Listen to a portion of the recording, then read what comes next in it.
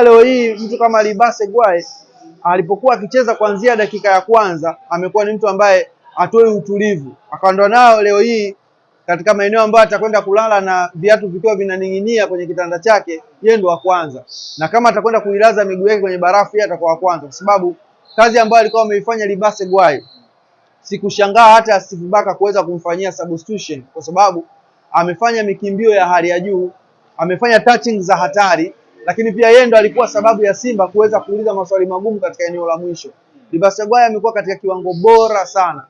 Mechi za mwanzo tulikuwa tunamuona akiwa anafanya mikimbio ambayo haina madhara katika eneo la mwisho, lakini kuanzia mchezo wa tatu sasa tunaanza kumuona kwamba akiwa anafanya mikimbio inakuwa na hatari zaidi katika eneo la mwisho. Ukweli katika yote ni kwamba Libase Gwaye leo alikwenda kuwa sababu ya kuweza kuwafanya Simba kuweza kuwa hatari katika eneo la mwisho. Lakini pia Anset Oura hajaonekana katika mikimbio mingi sana, lakini tulikuwa tunamuona katika nyakati ambazo Simba wanapokuwa wanauliza maswali na TRA wanapokuwa na majibu ya kuweza kuwajibu Simba, Libase Gwaye na Anset Oura amekuwa sehemu ya yeye kuweza kublock zaidi katika eneo la juu. Kwa hiyo amecheza kwa ukubwa sana, amecheza vizuri sana, lakini pia unakwenda kusifu katika eneo la substitution ambalo Steve Barker alikwenda kulifanya.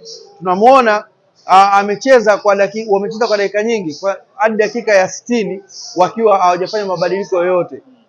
Tunamuona Nio Maema anakwenda kufunga goli lakini ndio anafanywa mabadiliko, lakini pia tunakwenda kumshuhudia Clatous Chota Chama anafanya mabaraa mengi lakini anakwenda kufanywa mabadiliko. Lakini pia maingizo ambayo ameweza kuingia, ukimwangalia Maodo Kante, ukimwangalia mtu kama Morris Abraham, umeelewa vizuri, ukimwangalia kama Elie Mpanzu Kibisawala, that is it, kwamba unaingiza maingizo ambayo yanakwenda kuleta mabadiliko katika eneo la kiwanja.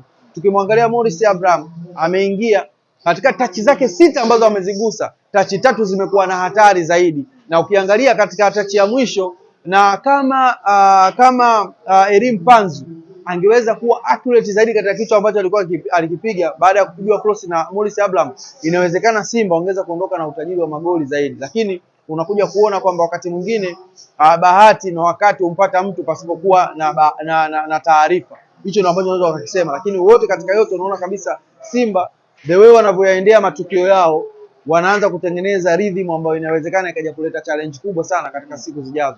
Kwa yote katika yote naiona Simba kwa jinsi walivyocheza leo dhidi ya TRA na kwa jinsi ambavyo walivyokuwa wanatengeneza rhythm ya timu, ilikuwa inastahili kuweza kupata alama 3.